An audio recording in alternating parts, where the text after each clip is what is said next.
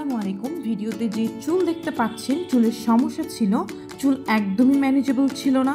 কিছু কিছু চুল পাকা ছিল, ভার্জিন চুল ছিল এবং সাথে সাথে কিন্তু অনেক চুল ড্যামেজও ছিল।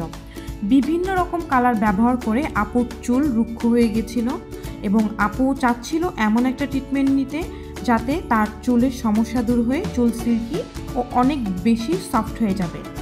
তো পাশাপাশি আপুর স্ক্যাল্পেও কিন্তু প্রচুর সেন্সিটিভ ছিল, যেটা আপু আমাকে আগেই বলে দিয়েছিল। এই জন্য আমরা ট্রিটমেন্ট ক্রিমের সাথে আমরা স্ক্যাল্প প্রোটেক্টর কিছু প্রোডাক্ট ইউজ করেছি, যেটা ট্রিটমেন্ট করার সময় আপুর স্ক্যাল্পে কোনো প্রবলেম না হয়।